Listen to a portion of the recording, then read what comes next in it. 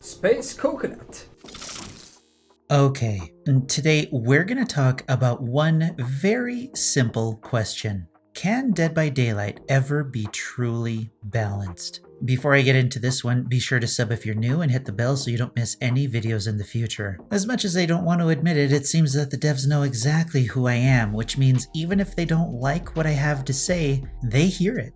So if you think any of my videos are worth sharing, please do so to help the channel grow into an unstoppable force that the devs can no longer ignore.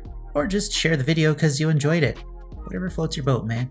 If you ever want to discuss anything you see in my videos, come by Twitch where I'm live every Saturday with random streams during the week. You can also join the Discord along with other coconuts and talk about whatever you feel like, as well as find out when those random streams will be. Links to everything are in the description. I don't hate Dead by Daylight. I love it. But over the past several months or even few years, the ludicrous balance decisions the devs love to make have made the game less fun to play over time. You can tell this by looking at other Dead by Daylight creators as well. Some are playing Among Us, some are playing Phantasmaphobia, I think it's called. Everybody is getting burnt out on the game. Of course, the numbers would tell a different story. The Steam charts show that the player numbers have only been increasing, and although there are many reasons why this could be true, it can probably be boiled down to a single sentence. The company focuses on short-term player spending rather than long-term player engagement. You can argue this point all you like, but I only have to point at the speed at which new DLC content is pumped out compared to how long it took for the Bloodpoint grind to be reduced or for the Trapper to be able to reset his traps without setting them up. Regardless, the truth is that for many people, the game has slowly become a chore to play over time, and the devs have been even slower to do anything to change that. When I or any other player points out balance issues that exist in the game on the official forums, we inevitably run into two statements. It's better than it used to be, and an asymmetrical game can never be balanced. If you hear anyone say either of these in response to a comment or a discussion, it means they basically gave up debating because they know you're right and have no other argument available to them. If they're actually serious, then they lack the human capacity to reason beyond a third grade level. Here's why. It's better than it used to be. Does that mean it can't be better? No. Does that mean it's great now?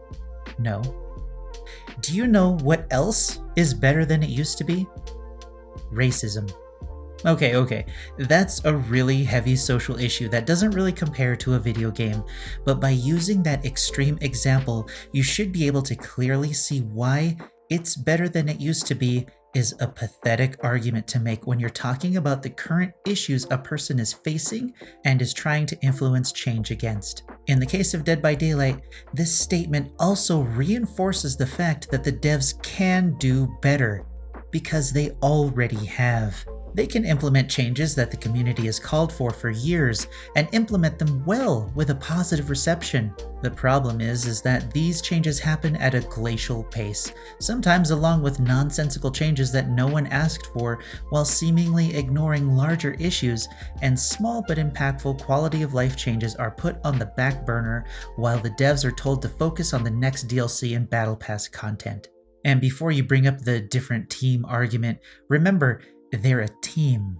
They succeed and fail as a team. Clearly, the design team is top-notch, but the rest of them, particularly all of the people involved in the balancing process, well, you can fill in the blanks yourself. Every time you see someone use "it's better than it used to be" as an argument, just respond with something that is currently really awful, but is still better than it used to be. Racism, civil rights, the poverty of children, you get the idea. The next one, an asymmetrical game can never be balanced. This is only true if you can't think critically or are abhorrently lazy in your thought processes. All asymmetrical means in a game is that the two opposing sides do not have the same skills, abilities, playstyles, or equality in numbers. It doesn't mean that they're impossible to be balanced. Balancing Dead by Daylight is actually a very simple matter. although getting players to agree to changes is where it'll probably be the most difficult. The one thing that makes balance seem impossible is that abilities are constantly changing depending on how skillful players become, and the new things that are added that disrupt the balance of the previous version of the game. I don't believe that it's entirely the devs' fault though. We all know that this pressure to create new content is from their bosses telling them to make new things to get more money out of the players' wallets, and the needy players themselves asking when and who the next killer is going to be not even 24 hours after a new DLC drops. Seriously, stop it. They change the game so quickly that they themselves don't have enough time to adjust things the way they should be in order to preserve the balance of the game. There are many small changes that could be made to improve the overall balance of the game, so players in either role don't feel completely hopeless in a match, nor feel like they're completely stomping their opponents. The most important thing would be to stop development on new things and spend that time creating a solidly balanced foundation. Then add new stuff to it. One of the biggest changes that's still in development is the MMR matchmaking system. The first iteration was a complete disaster, but I want to be optimistic that the next live version will actually work the way it should.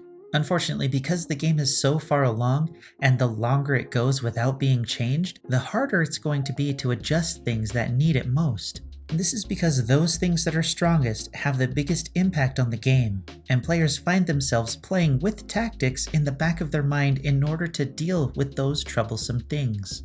Mori's, Key's, Decisive Strike, and Noed come to mind as some of those most troublesome things. We can see now that the devs are actually trying to fix some of the long-standing issues, but who knows how long it's going to take. It really might be too late, and it's definitely not possible as long as they try to continue that frantic DLC schedule they've held on to for years. Oh well, it's not my problem. Hopefully you got something from this video. I expect that the people who need it the most haven't made it this far, but who cares? At least I'm trying to help them become better people. Like the video if you like the video, and dislike the video if you're mad that I called you out. Until next time, get over yourself.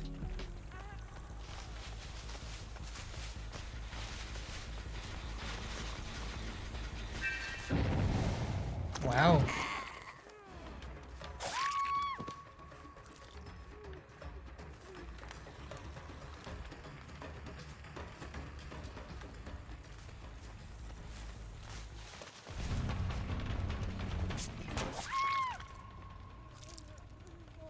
Okay.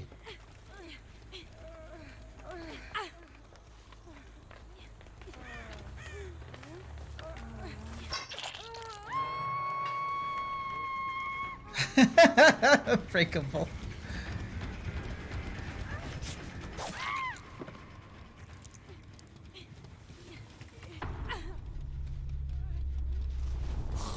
And DS.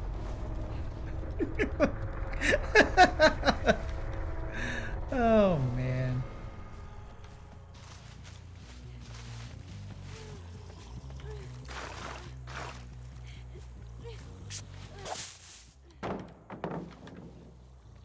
Let's see.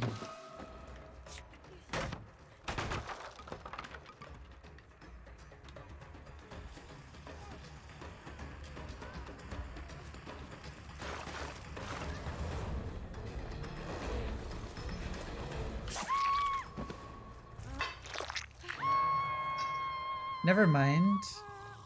Yeah. Unbreakable DS. That was pretty silly. Oh hi. Oh, no, that wasn't the hatch. That was just wood. Well, that was a good one to end on. It's too bad about the oh hi.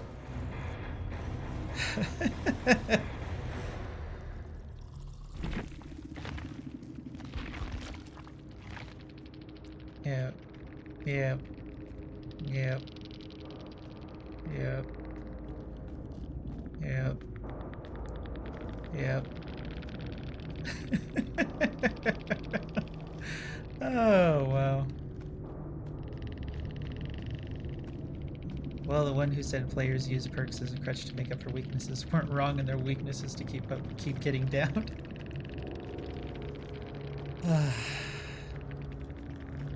But you know what? At least they didn't get away.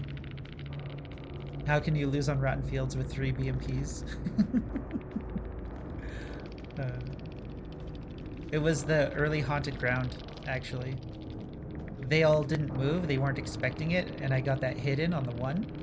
And then the last second down on the Felix. Those two are what made it.